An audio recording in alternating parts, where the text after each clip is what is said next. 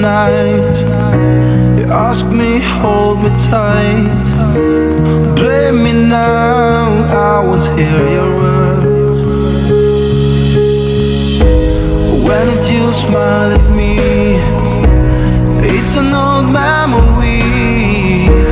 Could it all be the same again? I don't think that you can save us right now. Oh Lord, tell me how I wasted our time. You can't save us right now.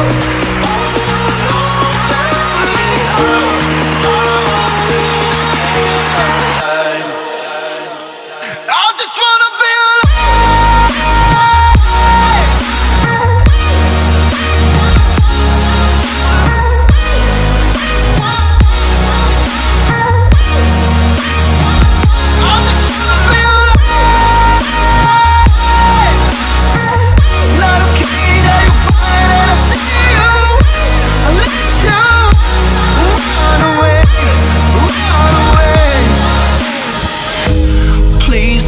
Ask me why.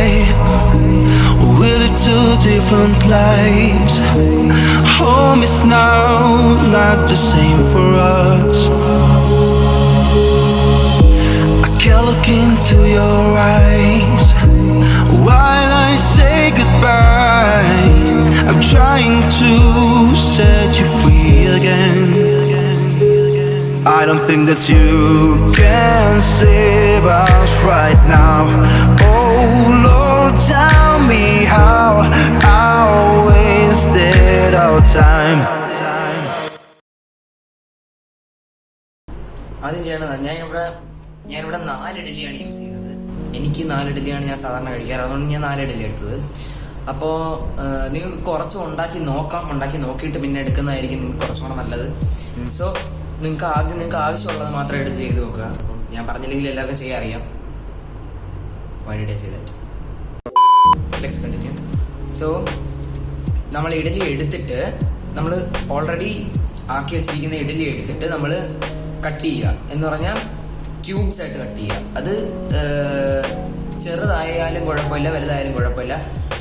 അഥവാ raw ഇഡലിയുടെ taste ഇഷ്ടമുള്ള ആൾക്കാരാണെങ്കിൽ definitely നിങ്ങൾ കുറച്ചും കൂടെ വലുതായിട്ട് അരിയുക. അല്ല, നിങ്ങൾക്ക് raw ഇഡലിയുടെ taste ഇഷ്ടമല്ല, നിങ്ങൾക്ക് അൾട്ടിമേറ്റ് കണ്ടന്റ് ഇതുകൊണ്ട് ഭയങ്കര ഫ്രൈഡ് ആയിട്ട്, ഭയങ്കര സ്പൈസി ആയിട്ട്, അല്ലെങ്കിൽ ഭയങ്കര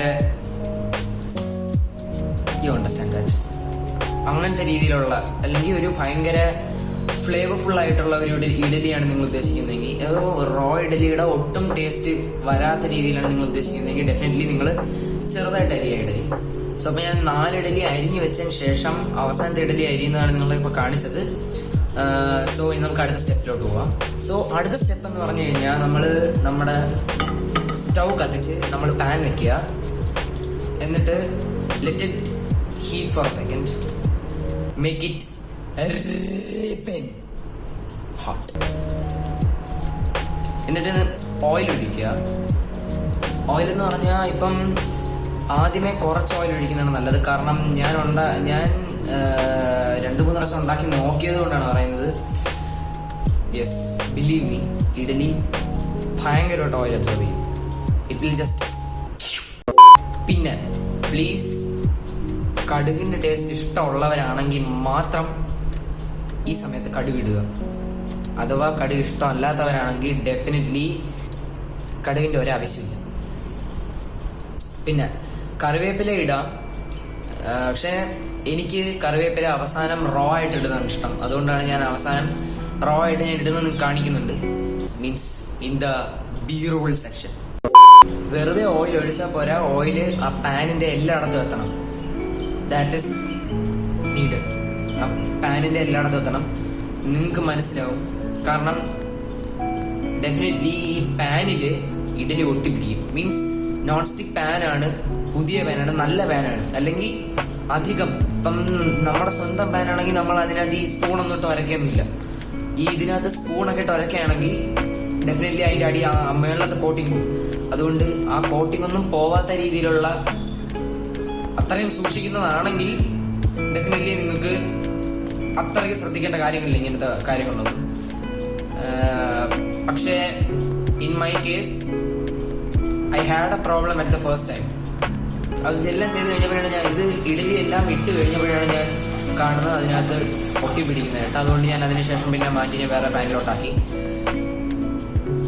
Stirring it continuously, we have to let it out golden brown color, 24 karat gold.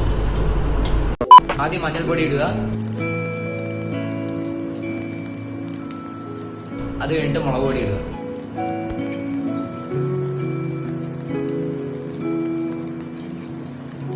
അല്പം മല്ലിപ്പൊടി ഇട്ട് കൊടുക്കുക. ഒഴിച്ചുകൂടാൻ കഴിയാത്ത രണ്ട് ഇൻഗ്രീഡിയൻസിൽ ഒന്ന് ഇപ്പൊ ഇടാൻ പോകുന്നത് സാമ്പാർ പൗഡർ.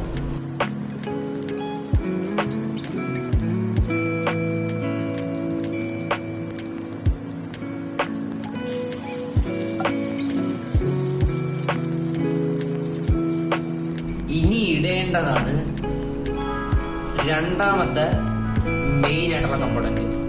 ഇത് ഇട്ടില്ലെങ്കിൽ അല്ലെങ്കിൽ ഈ ഒരു ഇൻഗ്രീഡിയൻറ്റ് നിങ്ങൾ യൂസ് ചെയ്തില്ലെങ്കിൽ ഇതിന് ജീവനില്ല. സോ നമ്മൾ ഇടേണ്ട സാധനത്തിൻ്റെ പേരാണ് മുളക് പൊടി. ഈ സാധനം ആഡ് ചെയ്യുക.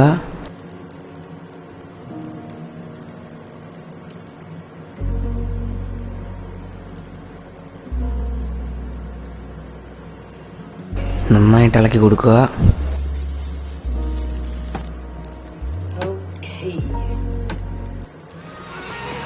Serve you. And that's it for this video. Thanks for watching. Bye bye. Dr. Reem.